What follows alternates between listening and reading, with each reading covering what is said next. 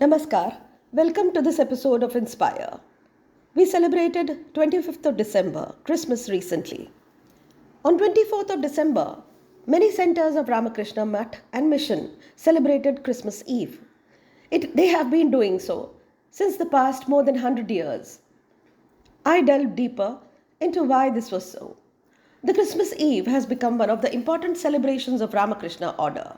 Today, monks and devotees spread across 221 centers in 23 countries of the Ramakrishna Mutt and Ramakrishna Mission celebrate this occasion with due solemnity. It was on 24th of December 1886 that Swami Vivekananda, who was then Narendranath Datta, and his group of brother disciples attained Brahmacharya in Antapur in West Bengal. They then formed the Ramakrishna Mutt in Belur, which is famously known as Belur Mutt. It was from this day onwards that they took up the task of spreading humanitarian and spiritual values to the world. Prabhu Ramakrishna, the guru of Swami Vivekananda, himself saw Christ. He used to do great penance. He prayed to the Divine Mother. He wanted to follow other sampradayas also. Mother Kali made way for this also. India is a land of many sampradayas.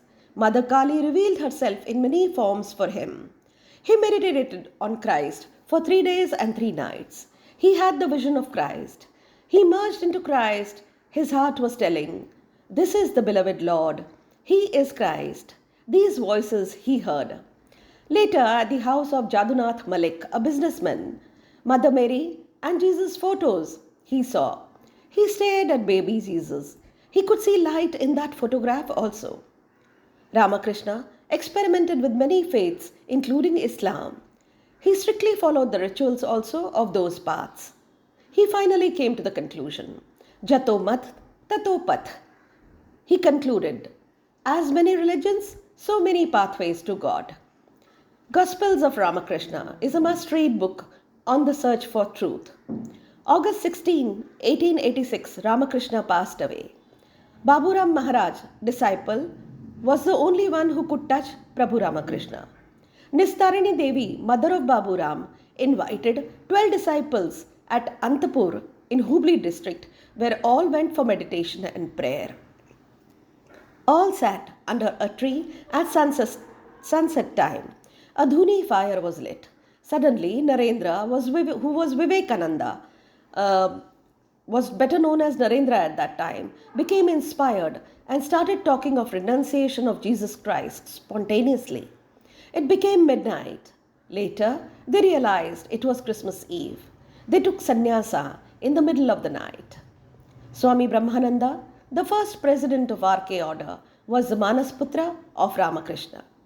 He was the mind-born son of Sri Ramakrishna. One day, he visits Deva Mata, an American who was staying in Madras. He sees the picture of baby Christ and stands still. Later, tears roll down his eyes. All are surprised. She writes in her book, Days in an Indian Monastery. I ask Maharaj to sit. He says the Lord was talking to him. Jesus was talking about love and tyaga. How could he sit? Swami Vedananda in America, in his book, says, we accept Christ, not churchianity. Swami Vivekananda says in Switzerland, you are not Christians. Go back to Christ. He told them they were filled with lust and love for luxury. How have you come to that? Jesus spoke of love and tyaga. You don't follow him. Arranging interfaith conferences to promote harmony of religions is one of the functions of RK order today. It wants to work without politics and without violence. It is the need of the hour also. Thank you very much for listening to this episode of Inspire. Do follow, like and subscribe this channel.